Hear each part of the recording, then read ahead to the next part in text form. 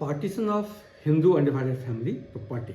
Hindu undivided family की संपत्ति में कोपार्सनर्स के अधिकार, कर्ता या किसी कोपार्सनर्स की मृत्यु के पश्चात कानूनी प्रभाव, हिंदू अनडिवाइडेड फैमिली के डिसोल्यूशन का तरीका और डिसोल्यूशन के बाद संपत्ति का स्वरूप, इस विषय पर आज विस्तृत बात करेंगे और अंत में एक उदाहरण के साथ हिंदू अनडिवाइडेड फैमिली के बंटवारे को समझेंगे। Hindu undivided family Hindu law की एक प्राचीन एवं मान्य व्यवस्था है जो मुख्यतः Mitakshara school of Hindu law के अंतर्गत संचालित होता है। Hindu undivided family means HUF, इसको शॉर्ट में कहते हैं HUF। तो HUF की संपत्ति किसी एक सदस्य की निजी संपत्ति नहीं होती है, बल्कि उस संपत्ति पर संयुक्त अधिकार होता है। संयुक्त और अविभाज्य संपत्ति होती है। एक ही पूर्वज यानी कॉमन एंसेस्टर, एक ही पूर्वज से उत्पन्न सभी वंशज को पार्टनर कहलाते हैं और सभी का संपत्ति पर संयुक्त अधिकार होता है, जिसका प्रबंधन कर्ता द्वारा किया जाता है। कर्ता उसी परिवार का वरिष्ठ एवं योग्य सदस्य होता है, अर्थात एक ही व्यक्ति के वंशज हिंदू अनडिवाइडेड फैमिली के कोपार्सनर्स हो सकते हैं और उसी परिवार का वरिष्ठ सदस्य कर्ता होता है। व्यवहार में प्रायः देखा जाता है कि कर्ता या किसी कोपार्सनर्स की मृत्यु के पश्चात HUF की संपत्ति के उत्तराधिकार में बंटवारे में लेकर एक गंभीर विवाद उत्पन्न हो जाता है। विशेष रूप से कर्ता के मृत्यु के बाद यह प्रश्न और जटिल हो जाता है।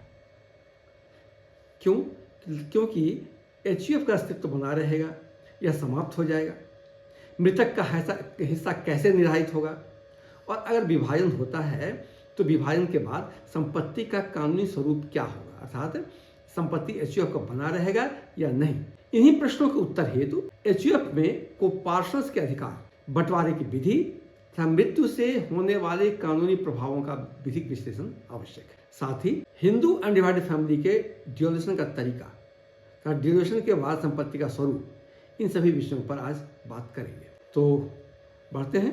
हिंदू अनडिवाइडेड फैमिली में पार्टीशन का अर्थ क्या होता है? हिंदू अनडिवाइडेड फैमिली की संपत्ति में अगर पार्टीशन हो, इसका क्या अर्थ होता है? संयुक्त पारिवारिक स्थिति का विधिक विच्छेद तथा कोपार्सनर्स के बीच संपत्ति का वैधानिक और वास्तविक रूप से हिस्सों में बंटवारा, इसको कहते हैं क्या? हिंदू अनडिवाइडेड फैमिली का पार्टीशन। अब जब बंटवारे की बात आती है, कोपार्सनर्स के बीच बंटवारे की बात आती है, तो इसके लिए दो बातों का होना अनिवार्य होता है। पहली बात ये कि कोपार्सनर्स की स्पष्ट मंशा होनी चाहिए कि वह संयुक्त परिवार से अलग होना चाहता है। इसे कहते हैं स्थिति का, पारिवारिक रिश्तों का विच्छेद, सेवरेंस ऑफ स्टेटस, और संपत्ति के बंटवारे की मांग होनी चाहिए। और दूसरा कि संपत्ति का माप करके, सीमांकन करके प्रत्येक कोपार्सनर में वास्तविक बंटवारा होना चाहिए, यानी partition by metes and bounds. शिशु,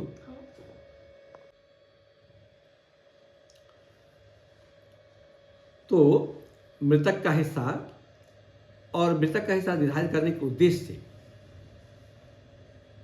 कानून यह मान लेता है कि मृतक की मृत्यु के ठीक पूर्व HUF का एक काल्पनिक विभाजन, नोशनल पार्टीशन हो चुका था, जबकि वास्तविक बंटवारा नहीं हुआ। फिर भी कहां पर? जहां पर कि कोपार्सनर्स की मृत्यु होती है और उसका कोई उत्तराधिकारी रह जाता है। तो वैसी स्थिति में पहले ये दो ढंग पार्टीशन करने का तरीका है। एक नोशनल पार्टीशन होता है। नोशनल पार्टीशन में मान लिया जाता है कि कोपार्सनर्स की मृत्यु के पहले वो बंटवारा हो गया था। अब जो शेयर जो मृत कोपार्सनर्स का जो शेयर आया, वो कोपार्सनर्स का शेयर उसके वारिस को, उसके उत्तराधिकारी को सक्सेशन ऐड करता जाएगा, माने क्लास 1 ईयर्स को चला जाएगा। इस काल्पनिक विभाजन में, इस नोशनल पार्टीशन में मृतक का जो हिस्सा मिलता है, वही हिस्सा सेक्शन 8 हिंदू उत्तराधिकारी नियम 1956 के अनुसार उसके क्लास 1 उत्तराधिकारी को जाता है। अर्थात उसके क्लास 1 ईयर्स में उसकी पत्नी, पुत्र, पुत्री और माता, ये उसके क्लास 1 ईयर्स होते हैं, उसमें चला जाता है। जबकि संपत्ति तब तक HUF की बनी रहती है जब तक कि उसका वास्तविक विभाजन नहीं हो जाता है। वास्तविक विभाजन के बाद संपत्ति का स्वरूप क्या होता है? वास्तव में वास्तविक और पूर्ण विभाजन के पश्चात जब कंप्लीट पार्टीशन हो जाता है, इसके बाद प्रत्येक कोपार्सनर्स को प्राप्त हिस्सा उसकी पूर्ण पृथक एवं स्व अर्जित संपत्ति सेल्फ एक्वायर्ड प्रॉपर्टी बन जाता है। वह उस संपत्ति का स्वतंत्र रूप से विक्रय कर सकता है, दान कर सकता है, गिरवी रख सकता है अथवा वसीयत कर सकता है, यानी अपनी इच्छा से उस संपत्ति का उपयोग कर सकता है, हस्तांतरण कर सकता है। इसके लिए उसको अन्य किसी सदस्यों के, किसी को पार्टनर के सहमति की आवश्यकता नहीं होती। एचयूएफ के विभाजन एवं विघटन की विधियां क्या होती हैं? ये तो था विभाजन के बाद विभाजन हुआ, कैसे विभाजन हो सकता है, विभाजन का क्या परिणाम होगा, उसका विधि क्या होगा, विभाजन होगा कैसे।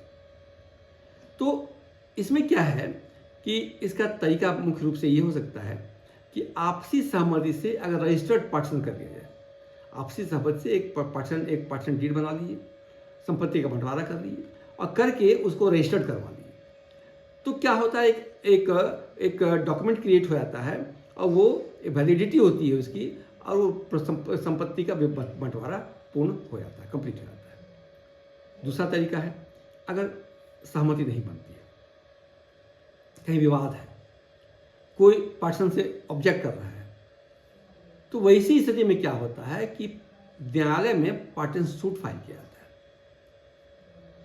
और न्यायालय के आदेश से विभाजन होता है। तो क्या होता है, फाइनल डिग्री बनने के बाद एचयूएफ का विघटन हो जाता है। जो ही पार्टीशन का आदेश हुआ, डिग्री बन गया, तो उसका क्या किया जाता है, उसको वास्तविक विभाजन कर दिया जाता है, को पार्टीशंस के बीच में संपत्ति का मेजरमेंट करके सबका अलग अलग बंटवारा कर दिया जाता है और इस प्रकार जो होता है एचयूएफ समाप्त होता है, जो एचयूएफ का विघटन हो जाता है। अब एचयूएफ अगर विघटित हो गया, एचयूएफ समाप्त हो गया, तो उसका परिणाम क्या होगा, क्या प्रभाव होगा? विघटन के पश्चात संपत्ति संयुक्त परिवार संपत्ति नहीं रहती है, एचयूएफ की प्रॉपर्टी समाप्त हो जाती है। इनकम टैक्स में भी वो लागू हो जाएगा, वहाँ भी सबकी अपनी व्यक्तिगत संपत्ति हो जाएगी और एचयूएफ का अकाउंट बंद हो जाएगा। प्रत्येक सदस्य अपनी संपत्ति का स्वतंत्र स्वामी हो जाता है। बैंक, आयकर एवं टाइटल रिपोर्ट में एचयूएफ का अस्तित्व समाप्त माना जाता है। प्राप्त संपत्ति सदस्य की स्व अर्जित संपत्ति बन जाती है। अब एक एग्जाम्पल से हम इसको साथ क्लियर करने की कोशिश करते हैं कि जितनी बात हम लोग थ्योरेटिकली समझे उसको हम एग्जाम्पल से थोड़ा सरल रूप में समझाने का प्रयास करते हैं। एक एचयूएफ है ए एचयूएफ होता है ना, किसी के नाम के साथ एचयूएफ जुड़ जाता है, उसके पारिवारिक संबंध होते हैं, जितने परिवार के कोपार्सन उसका जुड़ के एक एचयूएफ क्रिएट हो गया। तो ए एचयूएफ हुआ। ए का 3 बेटा है जो उस एचयूएफ का मेंबर है, 3 बेटा और 2 बेटी। बेटा का नाम है बी, सी एंड डी, 3 उसके बेटा है और 2 डॉटर्स हैं ई एंड एफ। तो ये A, B, C, D, E and F, ये सारे मिलाकर के एक एचयूएफ क्रिएट किया हुआ है। तो बी की मृत्यु हो जाती है। बी कैसे मरता है? इशूलेस डेथ हो जाता है उसका, उसकी शादी नहीं होती है, इशूलेस मर जाता है। अब कंडीशन इम्पोज कर रहे हैं। सी की भी मृत्यु हो जाती है, लेकिन वो अपने पीछे अपनी पत्नी और एक बच्चे जिसका नाम एस है, पत्नी वाई डब्ल्यू और बेटा एस, उसको छोड़ के वो मर जाता है। अब फैमिली स्ट्रक्चर क्या है? ओरिजिनल रूप से ए एचयूएफ है। एचयूएफ में ए करता है, बी, सी, डी, ई और एफ ये सारे कोपार्सन्स हो गए, यानी ए करता हो गया, बेटा बेटी सभी कोपार्सन हो गए।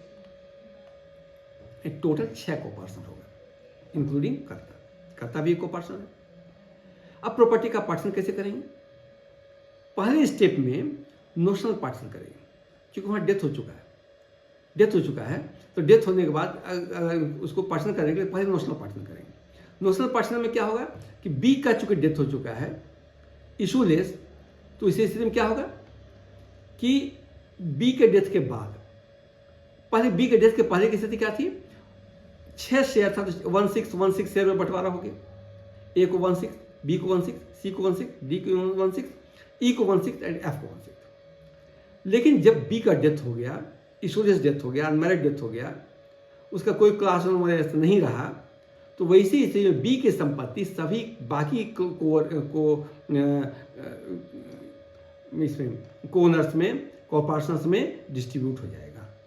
यानी अब उसके कोपार्सन्स रह गए 5, A, C, D, E and F, B का डेथ होगी। 5 हो गए, यानी संपत्ति अब कैसे बटेगा? अब पांचों में इक्वली हो जाएगा, यानी वो संपत्ति अब क्या होगा? 1/5, 1/5, 1/5, 1/5 एंड 1/5। ए को 1/5, बी तो रहा नहीं, सी को 1/5, डी को 1/5, ई को 1/5 एंड एफ को 1/5। क्लियर है? तो ये चला गया बी के डेथ के बाद। अब एक डेथ और हो गया, डेथ हो गया सी का। लेकिन सी जब मृत्यु हुई तो उसके पीछे उसकी पत्नी और उसका बेटा जीवित था। अब यहाँ क्या लॉ अप्लाई होगा? वहाँ पर क्या हुआ, बी के डेथ के बाद सर्वाइवरशिप का लॉ अप्लाई हुआ कि जो लोग बच गए, जो सर्वाइवर हैं, उनके बीच में सब डिस्ट्रीब्यूट हो गया। लेकिन चूंकि सी का डेथ होने के पहले वो जो है उसकी पत्नी और बेटा बच गया है, तो इसका सर्वाइवरशिप के अनुसार डिस्ट्रीब्यूशन नहीं होगा, पार्टीशन नहीं होगा, बल्कि सी का शेयर एक नोशनल पार्टीशन के तहत तय कर दिया जाएगा, यानी 1/5 शेयर सी का स्टैंड करेगा और वही 1/5 शेयर उसकी पत्नी और बच्चे में बटेगा। यानी क्या कहने का मतलब हुआ कि जैसे कि अब पहले वो एक शब्द ए का 1/5 शेयर हो गया, सी का 1/5 शेयर हुआ, डी का 1/5 शेयर हुआ, ई का हुआ और एफ का हुआ, सबका 1/5। बचा सी का जो 1/5 शेयर है वो बट जाएगा उसके बेटे और पत्नी में, आधा बेटा वाइफ को, आधा पत्नी को। सी का शेयर 1/5 में से हाफ वाइफ को और हाफ बेटे को। ये नोशनल पार्टीशन के तहत पहले किया जाएगा और तब उसका वास्तविक पार्टीशन किया जाएगा, क्योंकि उसका क्या है, सी का जब डेथ हुआ तो उसका क्लास 1 ईयर चिंता था। इसीलिए सी की संपत्ति का बंटवारा सर्वाइवरशिप के लॉ पर नहीं होगा, बल्कि वो सक्सेशन के तहत होगा, सेक्शन 6 के तहत होगा। अब देखिए क्या स्थिति आ जाएगी। सी की मृत्यु के बाद जब पार्टीशन होगा तो क्या स्थिति आएगी? वाइफ का शेयर कितना जाएगा? और सी का 1/5 जो वाइफ सी का शेयर था उसका हाफ, और बेटा को फिर 1/5 का हाफ। यानी टोटल शेयर कैसे डिस्ट्रीब्यूट होगा? ए को पार्टनर है, ए का 1/5 शेयर हो गया, डी को पार्टनर्स है, चूंकि बी का डेथ हो गया, सी का डेथ हो गया, डी का 1/5 हो गया, ई का 1/5 हो गया और एफ का 1/5 हो गया, बच गया सी का। बी का तो बट गया चुका था पहले 1/5 में, बच गया सी का। सी का बेटा जो को पार्टनर है, क्योंकि पोता भी को पार्टनर होता है, को पार्टनर है, उसको 1/5 हाफ ऑफ 1/5 मिलेगा। और जो पत्नी है वो को पार्टनर नहीं है, लेकिन फिर भी उसको हाफ उस शेयर से 1/5 जो सी का शेयर था उसका हाफ उसको मिलेगा। तो ये था हिंदू पार्टीशन एक्ट का के संपत्ति का बंटवारा का प्रावधान, जिसको कि प्रैक्टिकली भी किया जा सकता है। बहुत सारे समय में ऐसी बात होती है, हिंदू एंड फैमिली में संपत्ति होती है, उसमें बहुत सारे मॉर्गेज में ट्रांसफर में काफ़ी परेशानी आने लगती है। तो वैसी स्थिति में हिंदू एंड फैमिली का पार्टीशन करके इसका सॉल्यूशन निकाला सकता है। इस प्रकार एचयूएफ की संपत्ति के बंटवारा के बाद संपत्ति पर एचयूएफ का स्वरूप समाप्त हो जाता है और बंटवारे के से प्राप्त संपत्ति पर उस व्यक्ति का संपूर्ण और स्वतंत्र अधिकार हो जाता है, जिसके हिस्से में वो संपत्ति जाती है। बंटवारा का रजिस्टर्ड होना या कोर्ट के द्वारा किया जाना सबसे उत्तम माना जाता है। ठीक है, ये हुआ संपूर्ण बंटवारे की बात। तो फिर मिलते हैं अगले वीडियो में। धन्यवाद।